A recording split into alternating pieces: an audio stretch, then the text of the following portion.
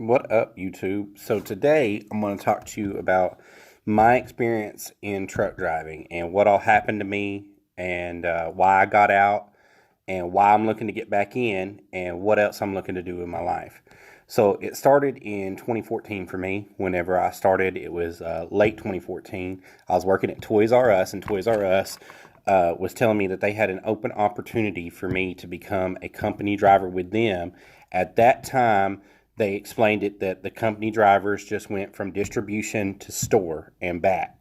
So I accepted that and started looking for schools and stuff to go around to. And they told me that they were going to put my job on hold while I went to school. So I started looking into it, and I was just going to bull crap and have another company pay for it and then just get into it and let it roll like that. So I worked the system and found CR England, quote unquote, CR England. Big company would pay for me to go to school as long as I signed a contract saying that I would work so long for them and that I'd show up for them and do my time in the industry with them. And I think it was like 6 months is all they required me to do with a veteran contract because I was a veteran. And so I went ahead and did that, thinking that I was going to be able to finish my contract with them, come out, and go directly into Toys R Us. So I signed the dotted line with them online. They sent me some paperwork back telling me where I needed to go, what bus to take. They gave me a bus ticket and sent me to Jackson, Tennessee to Drivetrain, the school Drivetrain. Shout out to Drivetrain. Excellent school as far as my opinion goes, which really doesn't mean a hill's worth of beans in anything. Drivetrain was one of the best schools that I went to. And the best as far as taking their time individually and trying to work with each person individually to help them accomplish their goals. So shout out to Drivetrain in Jackson, Tennessee for everything that you've done. So they sent me to Drivetrain. They put me up in a hotel. They put us up in an Economy Inn hotel, which was definitely not an Economy Inn hotel. It was just the name. And there was my class had 32 kids inside of it when we started, and by the time we left, we had 18 kids in the class still. So that's kind of the give and take ratio on what happened. I was one of the ones that graduated. I didn't graduate on the graduation day.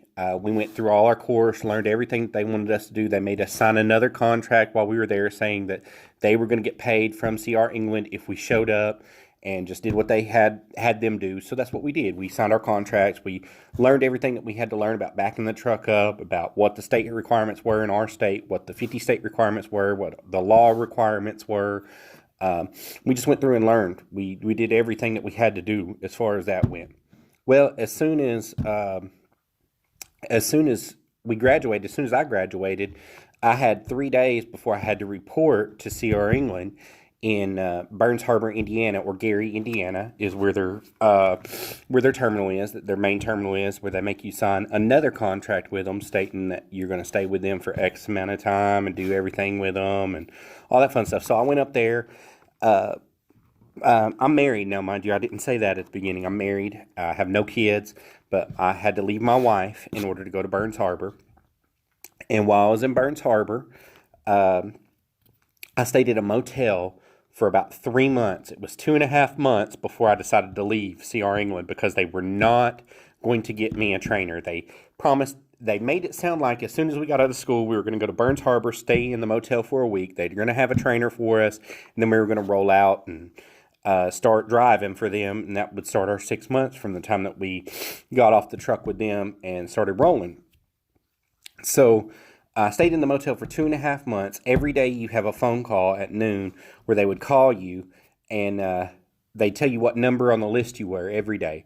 Well, some days you were number one on the list. You're the number one candidate today. He's on his way. He's in Oklahoma right now, and we're tracking him right to you. We're going to get you your trainer this week. Well, 2 or 3 weeks would go by, and every day you were a different number. So you'd be number one today, and tomorrow you're number 17, and the next day you're number 24, and the next day you're number 96. Do you see where I'm going with this? So they were just screwing around basically because they had you under contract because they were trying to get their money out of you for that contract that you were in. So I called my wife. I talked to her for a little bit and told her I had to do something.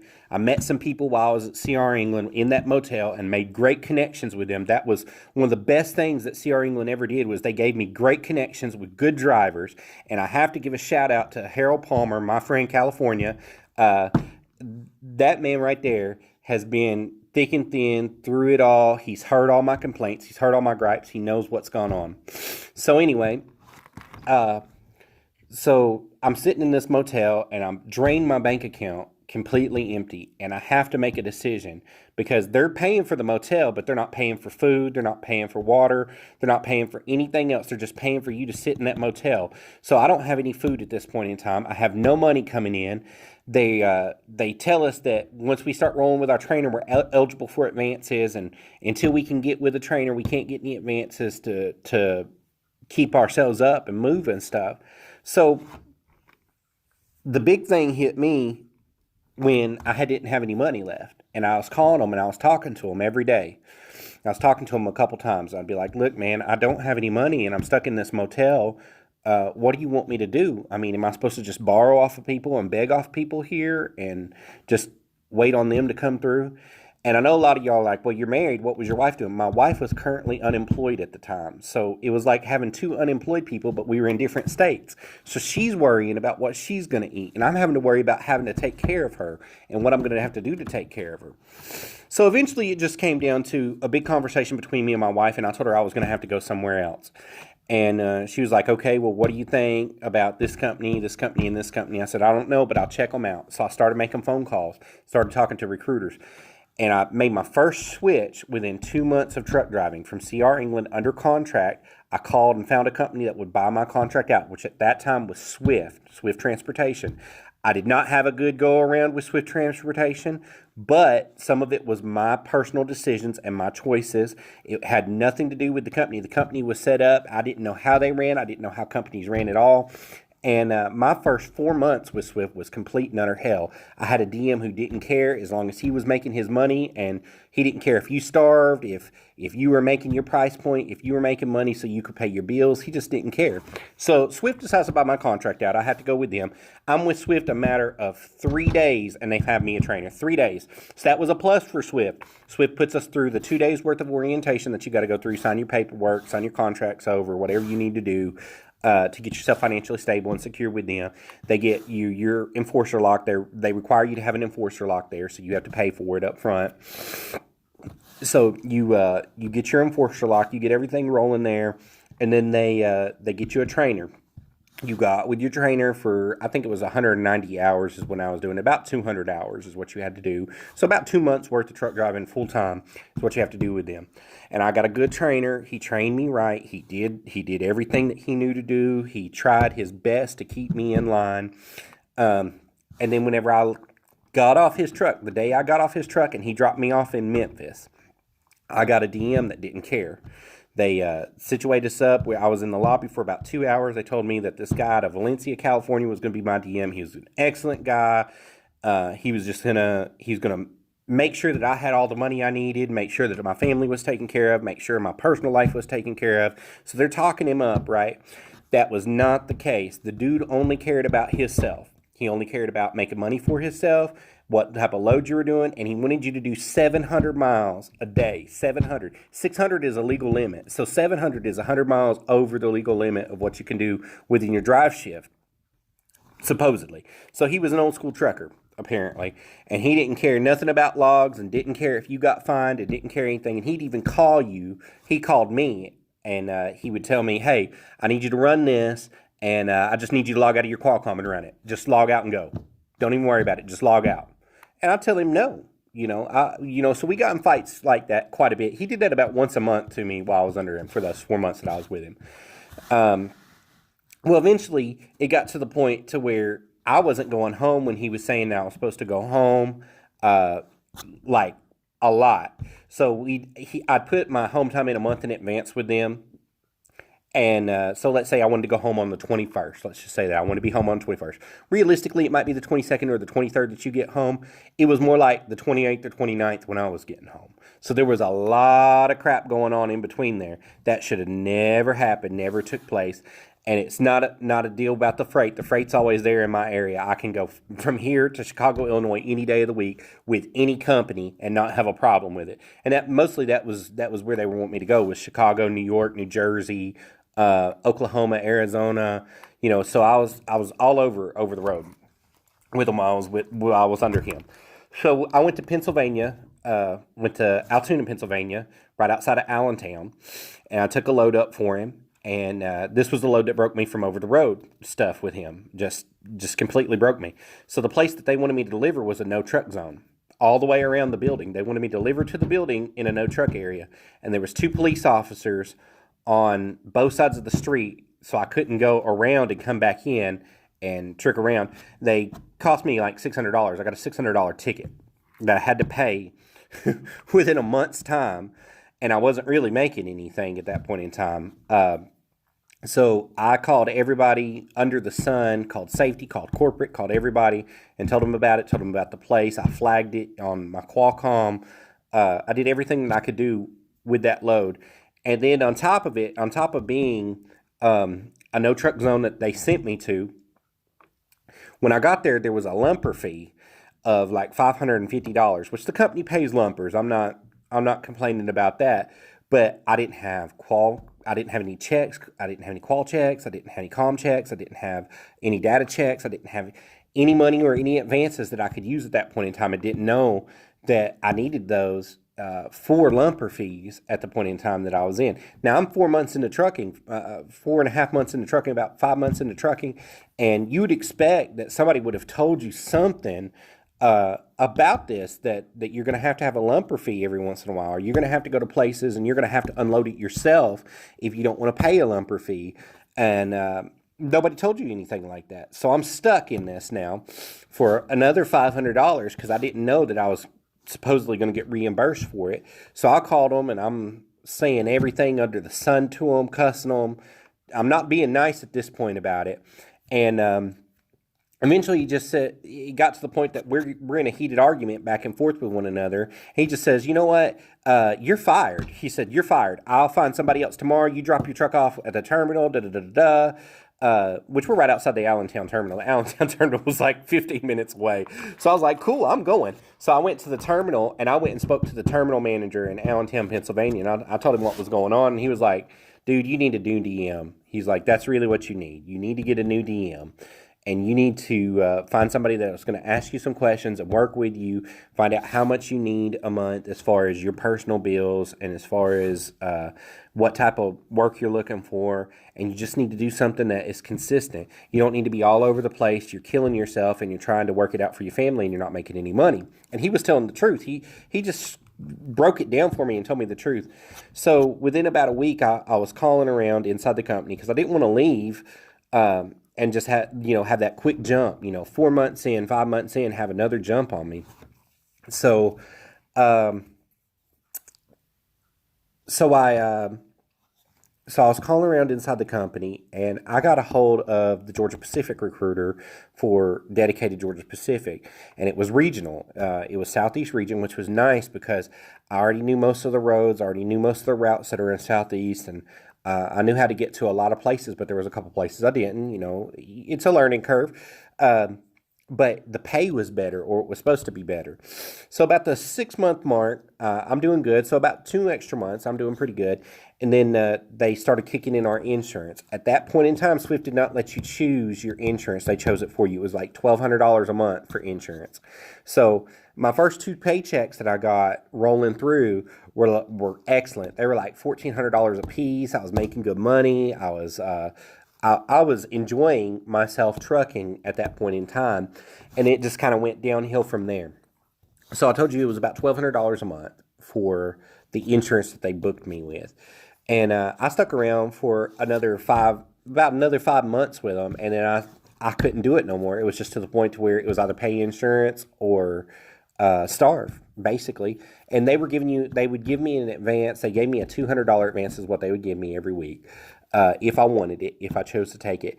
And I ended up having to take it most of the time because I didn't have any money on the road to support me, any money to eat with, any money for accidentals or grease or stuff you have to have on the road, straps, load locks, just little things here and there. And it adds up over time. And Swift wouldn't reimburse you for that. If you had to buy any of that, you was just on your own. There was no questions about it. You're just on your own. So I went through a couple months of that, and I got into a call with my DM, which my DM was excellent. I have to say that. Once I got on that Georgia Pacific, his name was Jimmy Duvall, and Jimmy Duvall treated me right. He tried his best to keep me happy. He tried his best to do everything he could to keep me with him and keep him rolling.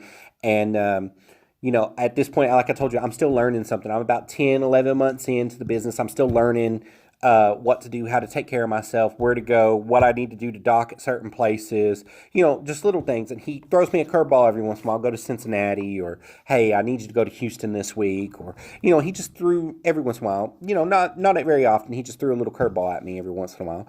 But as long as you did it and you had a good attitude about it, he had a good attitude with you. He never called you unless he had a problem with you. He never called you. He wanted to let you know that you were doing good. Now, he'd send you a Qualcomm message and say, look, you were a little short on miles last night. I understand that stuff happens, blah, blah, blah, blah, blah. This is our target goal is what I want you to get. And he would put it out in a target for you. But if you called him and told him, hey, Jimmy, there's construction going on right now, and I don't know how long it's going to take. It might be an hour. It might be 2 hours. It just as long as it takes me to get through this construction, and then I'll start rolling hard for you again. As long as you had an open communication with Jimmy, Jimmy had an open communication with you, and he respected you. So I have a lot of good things to say about Jimmy. Now, the one bad thing was the insurance thing, and I've already mentioned that. So we got into a couple arguments about insurance, and he was like, well, if you just stay another 4 months, you'll be able to change it and you'll be able to do whatever you want because we're changing plans. And he was trying to talk me into staying with him as much as he could, but it was just to the point where it broke the camel's back. I couldn't make any money with him. So I told you I was originally trying to get with Toys R Us, right? So by this time, it's about 2015, and I start looking for companies, and my wife decides that she wants to go to truck driving school. So I'm looking for companies again. So I got with Snyder. I don't have anything swear to say about Snyder. Snyder treated me right. The people at Snyder treated me right. The DMs at Snyder treated me right. I need to give a shout out to Barbara Bandy. She was my DM. She was out of Lebanon, Tennessee, and she was an excellent DM. Now, the only time she ever yelled at me is Snyder wants you to drive 55 all the time. That's their goal. They want you to drive 55 to save fuel, to save economy, to save stuff. And I'm just get it. If that truck will do 65, I'm doing 65. I'm rolling all the time in it. So she would call me and talk to me about that. But I don't have anything swear to say about Snyder. I did recovery with them. I got paid $100 a truck to go and recover a truck, and then I was paid about 19 cents a mile. So I took a big cut in pay to do 19 cents a mile as far as driving over the road went with them, but my paychecks were always there. As long as I sent my paperwork in, my paychecks were always there, and they were always right. Then when insurance started rolling in about the 2-month mark, I was only paying like $150 a month for insurance, company insurance with vision and dental and everything else. And I was doing really good with them. So I told you that my wife was in school. And I'm driving with them, and we're talking, and my wife wants to come and team with me, and they agreed that she could team with me, but I couldn't train her, and which was all right. That's cool. I understand, because when you're married and you're living in a small box, stuff happens, and people get angry, and all sorts of crap happen. So I stayed with Snyder for a couple extra months, probably about 3 or 4 extra months there, in between. And so I'm about 1 year and 2 months in, 3 months in right now.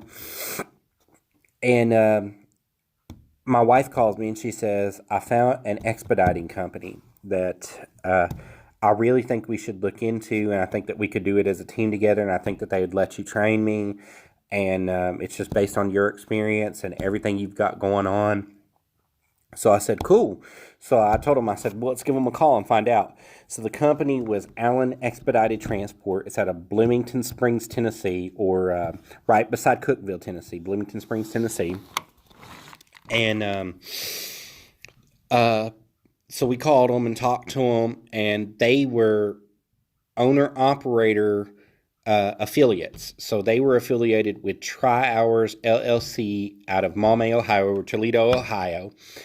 And one of the best moves that I ever made was with them.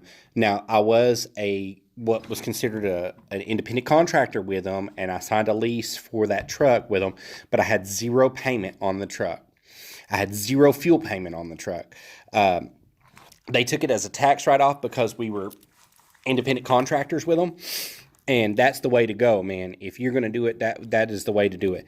Now, however, I got hit with taxes at the end of the year. I got hit with a lot of taxes at the end of the year because I didn't take it out weekly or biweekly or quarterly. I didn't take any taxes out, so I took all my money up front, and that was a mistake for me. But as far as taking care of us mentally, physically, emotionally, money-wise, the best company I've ever worked for. And I have to give a shout out to Hutch as a dispatcher. There's a dispatcher with him named Hutch. Hutch, he had a conversation with us when we first come on, and he said, look, I need to know how much you need to make. I need to know what your bills are. I need to know realistically what you're looking to do. And as soon as we talked to him and told him what was going on, he was like, okay, I can work with that. And he did. He gave us a mile ratio goal. He gave us a pinpoint of what we needed to do a month. And if we weren't at that pinpoint, he would get us as close to that pinpoint as possible so that we could live comfortably and pay our bills and everything. So I have to give a shout out there to Mr. Hutch. Mr. Hutch, you did an excellent job with us. If you're watching this, I don't know where you're at, but that's excellent. Excellent job. So we did that. We did the owner op thing for about 7 months steady. Just ran it hard, ran it as hard as we could. And you just get burnt out. I'm burnt out at this point in time because I've already been trucking. My wife's just starting into it, and she's getting to the point where she's just missing home. She just wants to be home. And in the meantime, our house sold. While we were in on this too, the house that we were in sold, so we had to move all of our stuff. So we had to make a decision: are we going to stay on the road and have people move us, or are we just going to pull off and do it ourselves and save some money? So we decided to pull off, and we turned our truck in, turned everything in, left on good terms. I can go back anytime I wanted to. We moved our stuff out, and we didn't have nowhere to go, so we ended up moving in with family for the current time that was being, and we moved about 2 hours away from where we were living and moved to another city. And I found a job doing trash driving, which is local. Cool, man. From 5:30 in the morning until 5:30 at night. That's normally about what it is. Sometimes a little bit more, sometimes a little bit less, depending.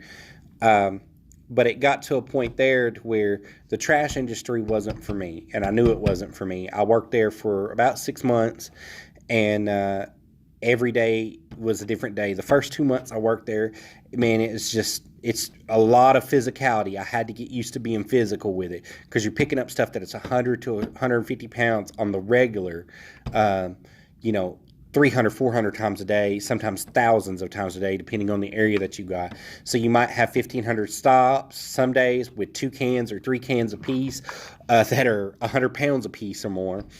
And then other days, it's just easy breezy. You might have 100 stops with 2 cans or 3 cans, So it just wasn't for me, and I had to get out of it. And since I've gotten out, I haven't really looked to going back in. I haven't really looked to going back out over the road or looked to doing anything dedicated. And like I said, this is just my story, my personal story of what happened to me in the trucking industry. It's different for other people. It's different for you, what your experiences were, who you knew, what you've done. Overall, I had a good time while I was out.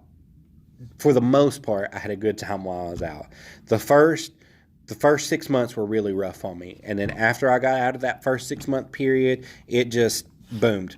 Now, if I could do it all over again and really get into it and just want to stay at it and do it,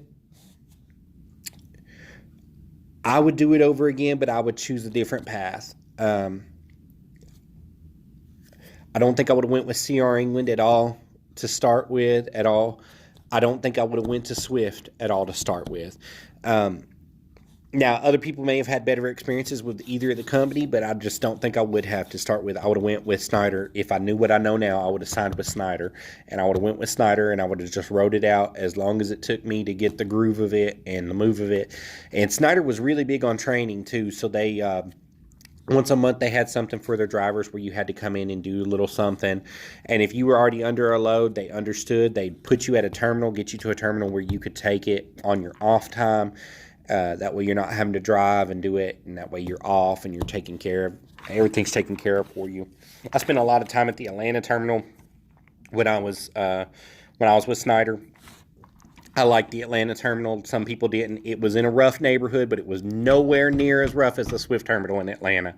The Swift terminal in Atlanta is in a bad area, and it's in the middle of nowhere too. So the Snyder terminal is on Boulder Crest, right across from Transport America, like literally across from Transport America. So I got to see all that and do all that, and I spent a lot of time in Pennsylvania at the Harrisburg facility. Harrisburg was really nice. West Memphis, very good facility. The only thing I've got to say that I didn't like about the West Memphis facility, was they had times where you could use the company car and times where you couldn't. But that was to protect you as a driver. So if you came in at 2 o'clock in the morning and needed the company car, it's already in a bad area. They're not going to give it to you to go to Walmart because you're most likely not going to come back. So, but that's the only swear thing I've got to say about Snyder. Snyder was excellent to me. They treated me well. They set a goal for me. I either met the goal or exceeded the goal on every occasion that they gave it to me. They did pick my load while I was OTR or recovery, when I was recovery / OTR.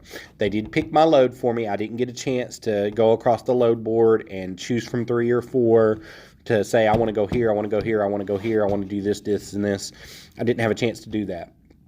So I had some problems there, but other than that, everything else just turned out good for me. But that's how I would do it. I would go back with Snyder if I had a chance to do it all over again. And I would make myself go with Snyder. I would make myself sign a contract with him. I would make myself do it because I had a great experience with Snyder. I had an excellent experience with Snyder, and to tell you the truth, I'd probably do it again if they offered me the option to do it again with them. I'd probably go back with them and probably do it again. My home time was always there. I might have got home a day.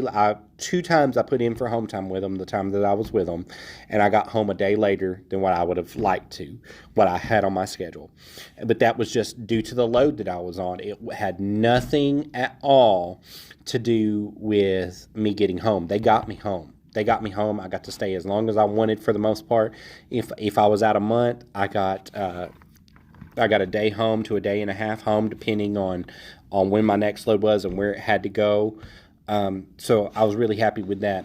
Now, as far as home time with Swift went, whenever I was OTR with Swift, it was terrible. It was terrible, like I told you earlier. But once I got doing the dedicated stuff with Swift and I was dedicated Georgia Pacific, it was every weekend. I got Friday and Saturday home, and then I'd have to come back on Sunday afternoon, and I'd have to drive Sunday afternoon into Sunday night, and then my whole week would start over wherever they needed me. Most of the time I'd already have a load attached to my truck, and I could just park at the truck stop and go home and check my truck the next day, and didn't really have to deal as much as most people did. But for the most part, it was home every weekend. There was very few weekends once I hit dedicated that I wasn't home. So I was happy with that side of it. And like I said, I don't have nothing nice to say about CR England other than getting me into the business. They did their part as far as getting me a license and getting me into the business. And I've had to pay them back. I will say that I had to pay them back for signing the contract with them, because Swift lied to me and told me that they would take over the payments for me as long as I drove for them, and that was not the case. I had to pay them back. So just to let y'all know, that's what's going on. That's my story. Be safe. Keep trucking out there.